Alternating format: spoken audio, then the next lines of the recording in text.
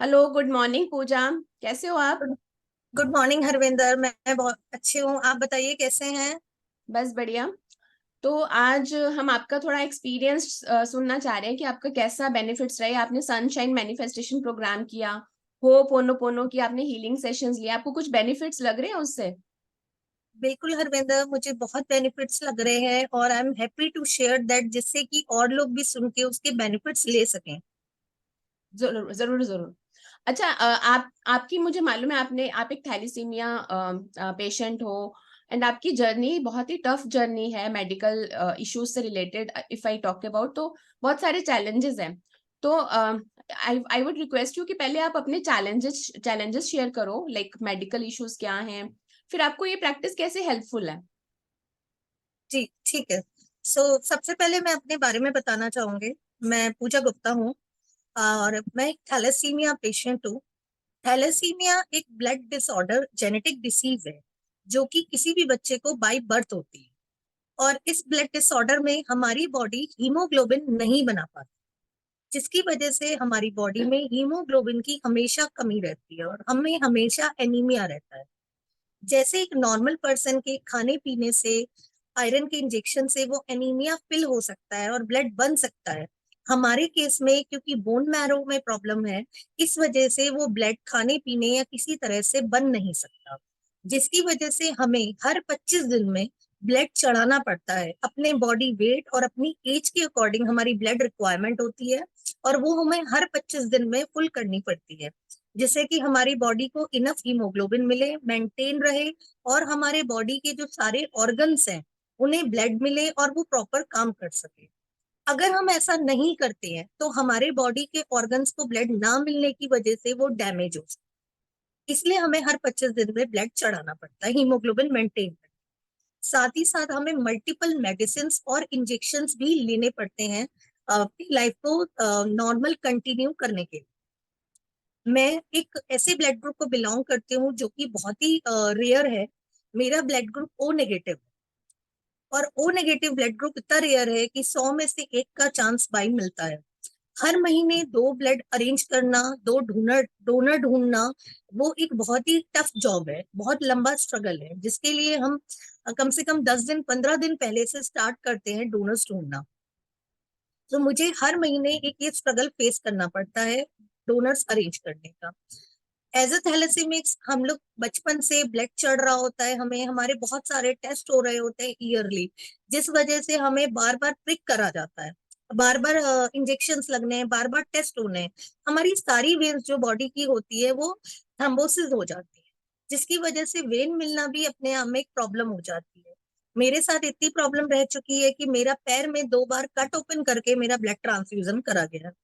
तो एक वेन मिलना एक प्रॉब्लम है मोस्ट ऑफ द टाइम। मेरे साथ क्या होता है, जब मैं ब्लड चढ़वाने जाती हूँ सिस्टर मल्टीपल प्रिक्स करती है और उसके बाद भी वो मेरी फिंगर में लगाती है, जिसमें कि बहुत ही ज्यादा पेन होता है, कॉम्प्लिकेटेड होती है। और 24 नंबर की जो न्यू बॉर्न बेबी को कैनुला लगती है येलो कलर की, उससे मेरे लगाती है, जिसकी वजह से वो ब्लड बहुत धीरे जाता है। जो ब्लड का एक पैकेट 3 घंटे में जाना चाहिए वो 5 से 6 घंटे में जाता है, जिससे 2 पैकेट जाने में 10 से 12 घंटे लग जाते हैं।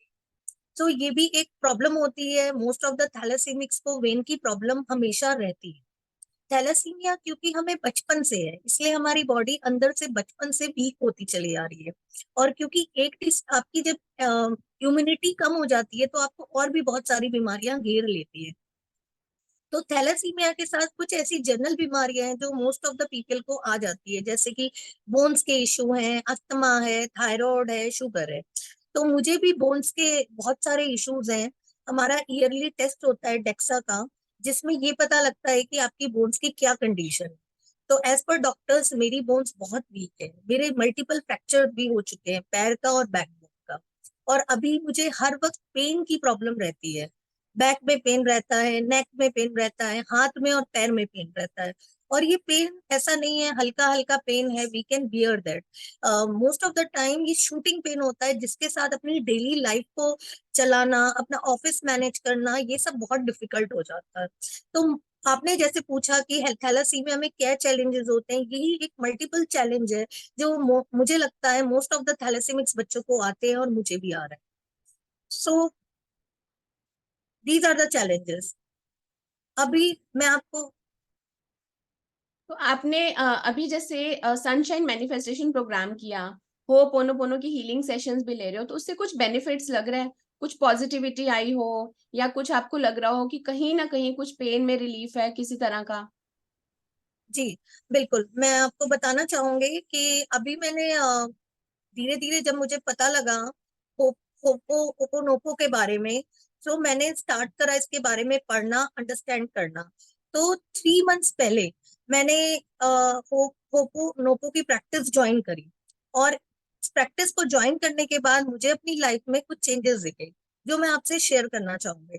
सो सबसे पहले तो हमें सबको पता है कि यूनिवर्स में एक सुपर पावर है, जिसे हम किसी भी नाम से बोले, हम सब उसी से कनेक्टेड है। जब मैंने प्रैक्टिस ज्वाइन करी तो मुझे लगा कि मैं उस पावर से कनेक्टेड, मुझे रिलैक्स फील। जब मैंने धीरे धीरे हीलिंग सेशन ज्वाइन करे सनशाइन प्रोग्राम से, जब मैंने हीलिंग सेशंस भी लिए, और भी मैंने लॉ ऑफ अट्रैक्शन के बारे में समझा, क्योंकि पहले मुझे इन प्रैक्टिस के बारे में ज्यादा नहीं पता था। ये कोर्स करके मुझे इस बारे में बहुत अच्छे से नॉलेज मिली। तो जब मैंने ये सब करा, तो मैंने अपने आप को उन चीजों में जब स्टार्ट करा, तो मुझे लगा कि I am connected with my universe. मेरे अंदर एक प्रॉब्लम थी कि मैं ब्रिगेड करती थी कि भाई ये प्रॉब्लम है, मुझे वो प्रॉब्लम है, व्हाई मी एवरीथिंग, मेरे साथ ही क्यों सारी प्रॉब्लम्स है, मुझे ऐसा लगता था। बट जब मैंने अपने आप को कनेक्टेड फील करा यूनिवर्स से, तो मैंने अंडरस्टैंड करना शुरू करा कि जो भी मेरे साथ हो रहा है, वो मेरी खुद की ही रिस्पॉन्सिबिलिटी है, उन सबके लिए मैं ही रिस्पॉन्सिबल हूँ। मैं अपने पेरेंट्स को ब्लेम करूँ, मैं अपने एनवायरमेंट को ब्लेम करूँ, दैट इज नॉट करेक्ट। क्योंकि जो मैं अगर रिस्पॉन्सिबिलिटी लेके उन चीजों को ठीक करने की कोशिश करूंगी, तो मैं ठीक कर पाऊंगी। सो मैं आपको इसके बारे में एक बताना चाहूंगी। हवाई का एक कल्चर है जहाँ पे ये कहते हैं कि फॉरगिवनेस से, अगर आपके अंदर फॉरगिवनेस की फीलिंग नहीं है, और आप इन सब चीजों के अपनी बॉडी में पाइल अप करते रहते हो, तो ये चीजें आपकी बीमारी का भी रीजन बनती है। आपकी बॉडी पे भी इसका बहुत इम्पैक्ट आता है।